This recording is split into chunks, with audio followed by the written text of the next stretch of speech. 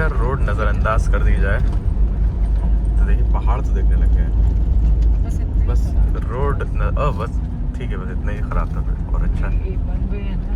समझ गया समझ गया समझ गया समझ गया।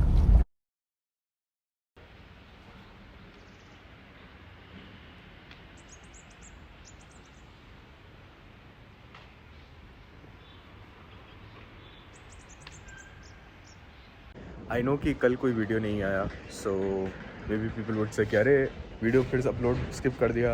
आई थॉट कि आज मैं कुछ अपलोड करके डाल दूंगा, बट एक बार मैंने शायद पहले भी किया है कि कुछ अपलोड करके डाल दिया, बैक डेट कर दिया, but I think that like Mrs out on the essence.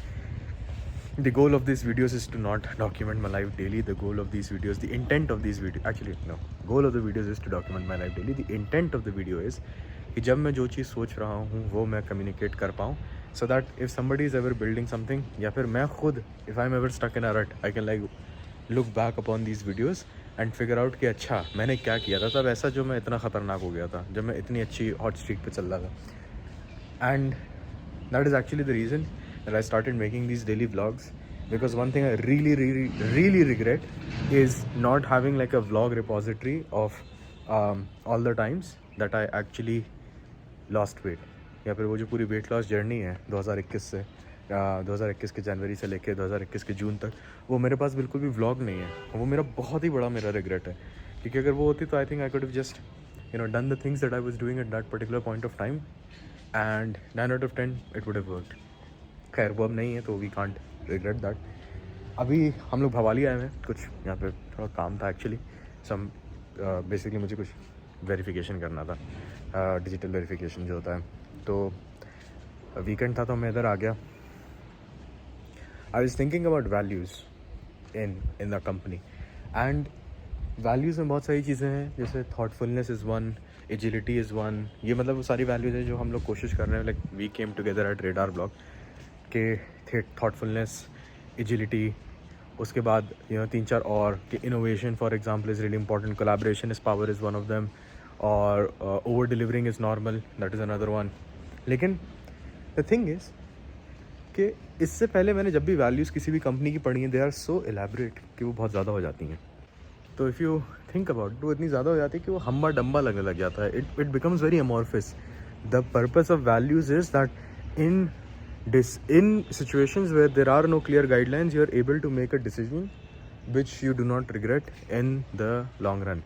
That is the purpose of values, right? कोई भी अपनी ज़िंदगी में टेम्पलेट लेके नहीं आता कि मैं ज़िंदगी जीऊँगा और जब मेरा पहला बच्चा हुआ होगा तो क्या कहते हैं, जब वो पहली बार गलती करेगा तो मैं उसे झापड़ नहीं मारूंगा, मैं उसे ऐसे करूँगा. Nobody is born with that kind of a manual. If a manual like that existed, तो वो पूरी I don't know, I think वो पूरी ज़िंदगी भर वो मैनुअल से रेफ़र करता रहता. But we have values, right? So you can't really train your employees for that many niche specific situations unless they are collectively occurring a lot of times. वहाँ पे वैल्यूज़ काम आती हैं, राइट? एंड मुझे लगता है कि वो जितनी भी वैल्यूज़ हैं वो एक्चुअली जब मैंने लिखी, now that I am thinking of it, I been thinking about it for a really long time. I think वो जितनी भी values we decided upon, all of them come back to the same idea of ownership. And I'm using that word not with a light heart, but basically ownership is important क्योंकि I think that it's like raising a child when you are working with a client, क्योंकि it's like a tango and it's like a dance rather than a boxing match. A lot of people fall into the category of them have कि आपको dupe करना है किसी तरीके के clients को. It's not the thing. It's the same thing that when you're arguing with your girlfriend and trying to make her reason with her, or when somebody else is trying to reason with you.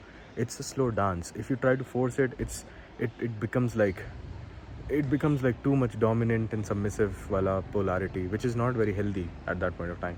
You have to make the client realize, and you can only make the client realize when you're thinking about your long-term relationship with them. So you can't practically beat the shit out of your kid if they do something wrong, because you understand कि फिर कल अगले दिन ही मुझसे बात नहीं करेगा, right?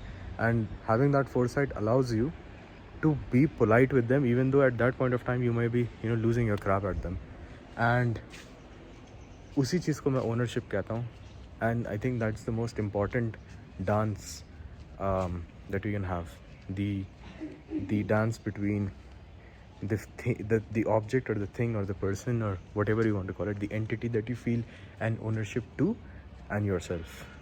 Because wo dance, if it gets broken, if it doesn't happen at all, then honestly the thing that you feel such a sense of ownership to completely gets ruined, because you did not step in at the right time, you kept waiting. And if you step in too harsh, then the thing that you really loved or that you really cared about just leaves you, and it kind of defeats the purpose. So those are just my thoughts today.